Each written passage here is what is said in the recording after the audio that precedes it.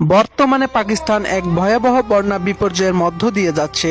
উত্তরাঞ্চলের পাহাড়ি অঞ্চল, বিশেষ করে বান্নু আর খাইবার পাখতুনখোয়া প্রদেশে হঠাৎ মেঘভাঙ্গা বৃষ্টি আর পাহাড়ি ঢলের স্রোতে গোটা গ্রাম মুহূর্তেই মাটির সঙ্গে মিশে গেছে। শত শত মানুষ চোখের সামনে ডুবে মারা গেছে।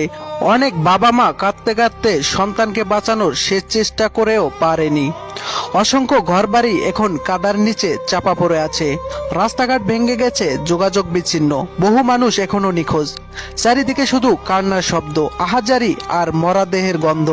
ক্ষুধার্ত শিশুদের শুধু কান্না আর শুকনো ঠোঁটের চাওয়া, আম্মা একটু পানি দাও। কিন্তু সেই পানিটাও এখন বিষের মতো দূষিত হয়ে গেছে। বৃদ্ধ বাবা মা নাতি নাতনির মরাদেহ বুকে নিয়ে ফুপিয়ে কাঁদছেন, আল্লাহ আর কত নেও।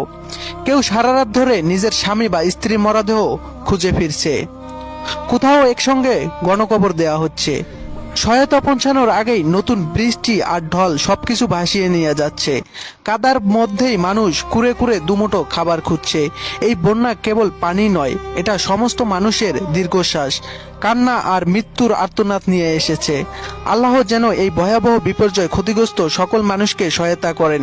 আমরা যারা এখনো বেঁচে আছি, নিরাপদে আছি, অত্যন্ত একবার গভীরভাবে দোয়া করি তাদের জন্য, যারা আজ সন্তান হারিয়ে ক্লান্ত